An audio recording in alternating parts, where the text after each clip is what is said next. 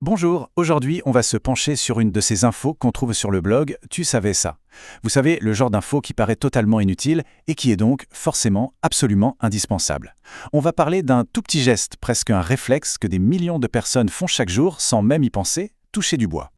On a tous l'image d'en tête, pas vrai? Quelqu'un dit avec un peu trop d'assurance « je n'ai jamais eu d'accident » et hop, presque aussitôt ses doigts se mettent à tapoter la table la plus proche. C'est une petite manie, une sorte d'assurance express contre le mauvais sort. Mais alors, ça vient d'où, cette drôle d'habitude? Et c'est là que ça devient vraiment curieux. On vit dans un monde hyper rationnel, le smartphone toujours à portée de main, et pourtant ce rituel qui vient de la nuit des temps continue de nous accompagner.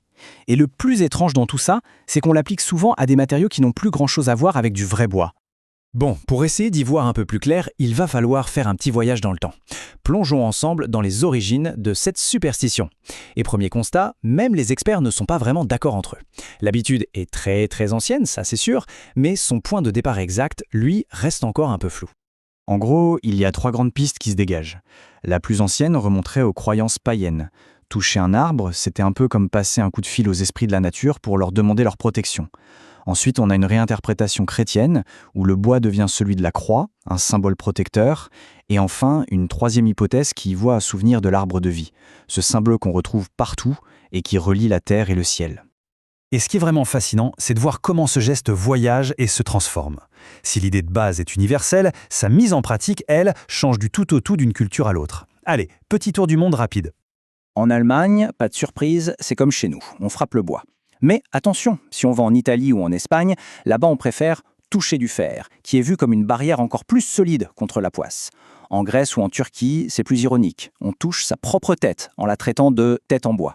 Et en Russie, on va même jusqu'à ajouter un triple crachat symbolique pour être bien sûr.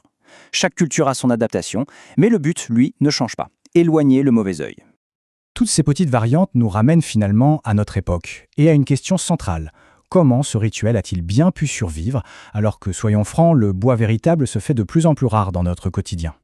Oui, parce qu'il faut être honnête, la plupart du temps, on ne touche plus vraiment du bois. On tapote des bureaux en aggloméré, des tables en mélamine, ou même le plastique du tableau de bord de la voiture. Ça n'a aucun sens, et pourtant, ça marche. Le sentiment de réconfort, lui, il est bien là. Et d'ailleurs, quand on fait remarquer que la table n'est pas en chêne massif, la réponse est quasi systématique. Cette petite phrase, l'air de rien, elle dit tout. Elle nous montre que le pouvoir du rituel a glissé. Il est devenu purement symbolique, purement psychologique. Et du coup, on change de terrain. On quitte un peu l'histoire pour se pencher sur la psychologie derrière tout ça. Parce qu'en réalité, ce geste est un outil formidable pour gérer notre anxiété face à ce qu'on ne contrôle pas. En fait, on parle ici d'un véritable placebo psychologique.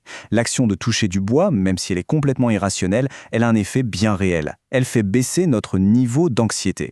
Elle nous donne l'illusion, même fugace, de reprendre un tout petit peu de contrôle sur le hasard. Le mécanisme est assez subtil. Quand on affirme quelque chose de très positif, on a un peu l'impression de tenter le diable, de parler trop vite. Et le fait de toucher du bois, ça vient en quelque sorte annuler cette imprudence. C'est une sorte de bouton reset pour déjouer la malchance.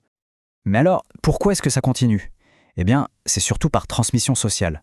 On le voit faire autour de nous, et on l'intègre, sans même y réfléchir.